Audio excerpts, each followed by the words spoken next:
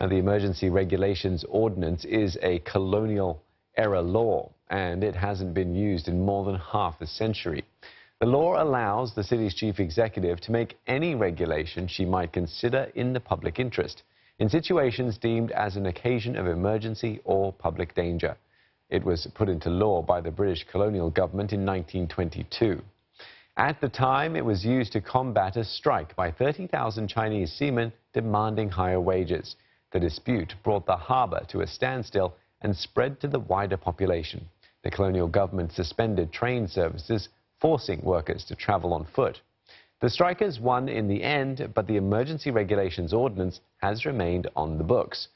Then, in 1967, the law was used again to quell pro-communist riots.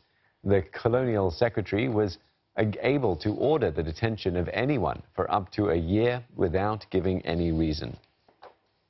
And to get more insight into the possible impact of the emergency regulations, we're joined by Andrew Schwen, Research Director at the Lion Rock Institute. He joins us live from Hong Kong. Andrew, how would a face mask ban even be enforceable? There are already calls on social media for people to rally with their face masks on. This law, the technicality of it, obviously is very hard to enforce, especially when you have that kind of numbers on the streets.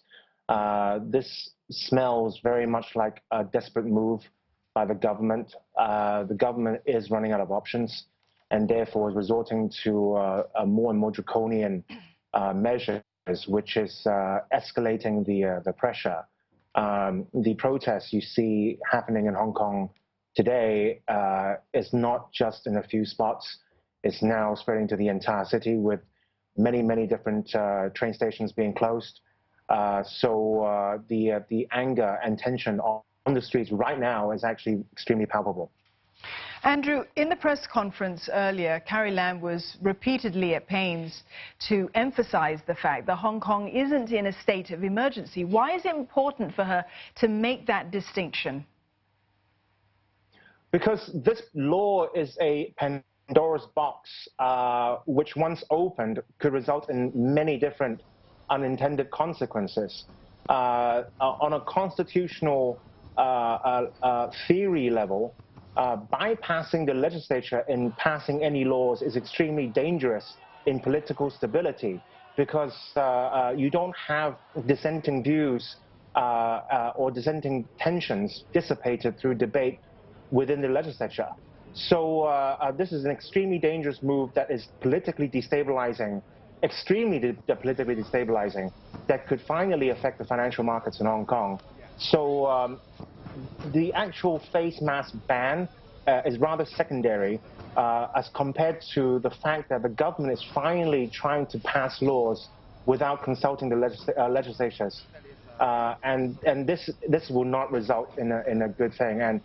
And one of the analogies I've heard today was this power is so great, and the incompetence of the Hong Kong government is such, and the lack of trust is such, that it's like a child finding a machine gun, and they are now firing at will. You're already seeing pro-establishment legislators saying that, why don't we use this law to pass a ban on social media in Hong Kong, or simply order the internet service providers to block access to YouTube or Twitter or Telegram, or maybe target the media companies in Hong Kong. So this is extremely destabilizing, and I do sincerely hope that the government knows what they're doing, because a lot of the participants in the financial markets are watching what's going on, because they could simply have an executive council meeting on, say, Sunday or Monday, and then call for the confiscation of suspected protesters. And this is truly a dangerous path. Well, given that the law is due to come into effect in about, well, at midnight tonight, 2.5 hours or 3.5 hours time, are you expecting there to be more trouble tonight as well and into the long weekend?